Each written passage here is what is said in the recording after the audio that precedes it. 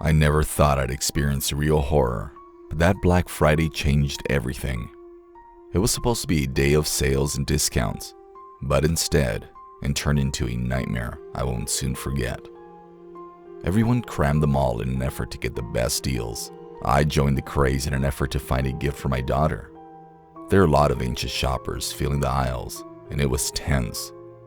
As I pushed through the chaos, I noticed a tall man wearing a hooded jacket, being unusually, almost unnaturally calm. He was the one who stood out in the crowd. Despite the hood covering his eyes, I could still feel them stalking me like a predator would. I ignored the unsettling feeling and continued my gift finding. However, the man appeared to be following me and always maintaining a safe distance. He continued, despite my best efforts to chase him away, as I ran into several shops. I chose to approach him because I thought he might just be perplexed.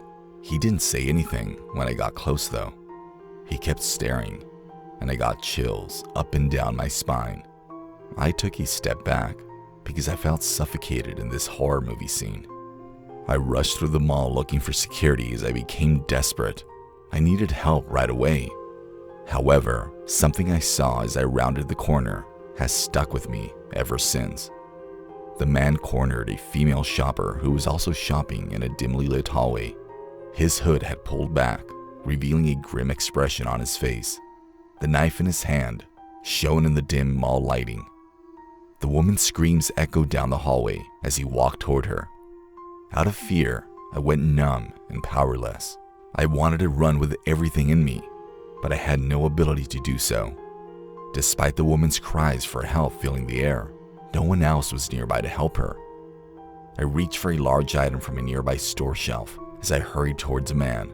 I swung the object at him as my body pounded with adrenaline. The knife clanged loudly as it slammed into his arm. In agony, he screamed and collapsed to the ground. We met the woman and spoke to her right away. As soon as we entered the safety of a shop with a locked door, we sprinted out of the hallway without pausing. After we called 911, the police showed up quickly and they arrested the man. They informed us that he was wanted for a string of violent crimes and was a wanted criminal. The chaos and crowds on Black Friday were his hunting grounds, and he was using them to further his evil plans. I never would have thought that going shopping would result in a circumstance in which my life was in danger. I mustered the courage to face genuine horror on that Black Friday, and it is a day I will never forget. It acts as a terrifying reminder that danger can be found even in the hubbub of a mall on a busy shopping day.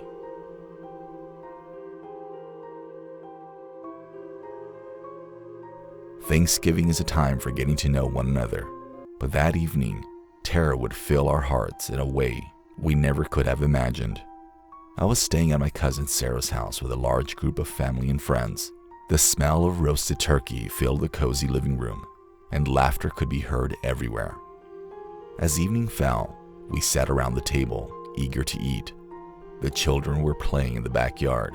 A strange group of men were hiding at the edge of the woods at that point, and I noticed them.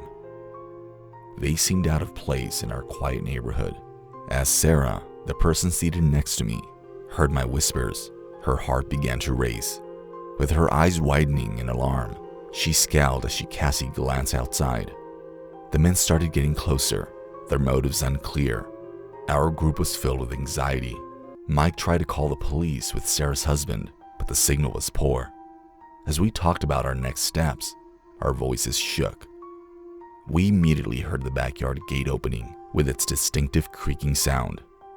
Outside, the kids were having fun while the men drew near. Rapid action was required. Mike gave me his phone and instructed me to call 911 repeatedly while he and some of the other men went to confront the intruders. As I repeatedly called 911, the frustrating silence I received made the seconds seem like hours. I could hear voices being hushed and shuffling outside. As I feared the worst, my heart was thumping in my chest. I eventually connected with the emergency operator. My voice trembled with fear as I quickly explained the situation. However, it seemed like an eternity before we heard the distant sound of sirens, despite their assurances that assistance was on the way. Arriving in the pitch black, the police arrived with their flashing lights. The men who had been walking toward our house dispersed like shadows into the woods. After giving chase, the police vanished into the night. In a tight group, we awaited news while wishing for the safety of our kids. As the minutes passed, my anxiety increased. But then, one by one, the men were taken into custody by the police who had left. In fact, these men were dangerous criminals with a history of kidnapping, and worse, it turned out. They had intended to kidnap one of the kids playing in our backyard. Unaware of their evil scheme, their Thanksgiving feast had been made a target. If we hadn't seen those sinister figures lurking in the shadows, and if the police hadn't arrived in time, I couldn't help but shudder at the thought of what might have happened. Thanksgiving, which is a holiday of thanks, had taken a worrying turn that year. It served as a warning that evil can lurk even in seemingly tranquil circumstances, and that our strongest defenses against the horrors that could threaten to split us apart are the ties of family and community.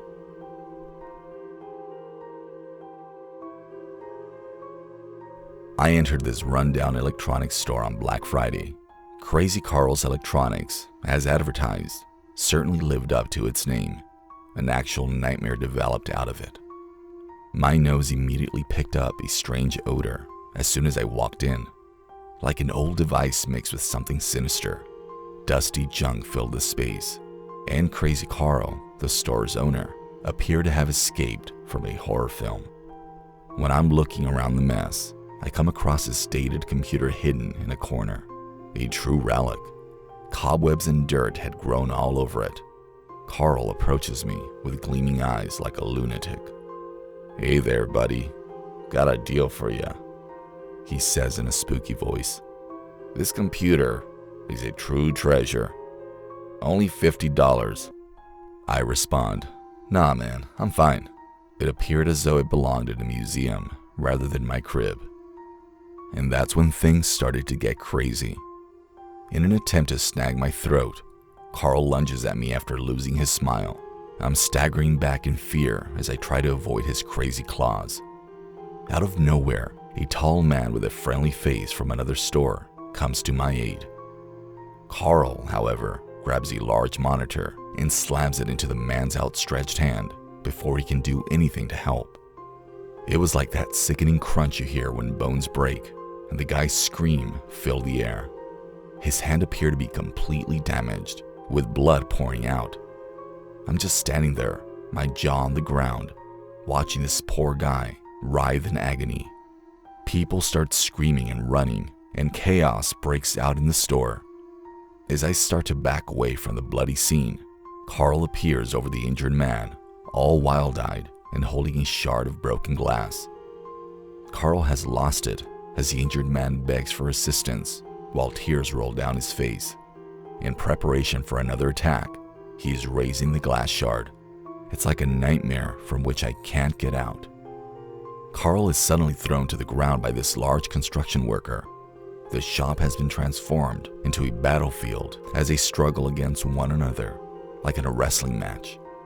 I run over to the injured man and try to staunch the bleeding. We finally pin Carl down and call the police, with a few brave customers' assistance. His eyes remain wild even after they slap the cuffs on him. I become aware of how close I came to becoming a Black Friday horror story that no one would believe. As I look around the busted store, the hurt man in pain, and all the commotion, I'll never forget that unnerving Black Friday when Crazy Carl's place felt like a haunted house.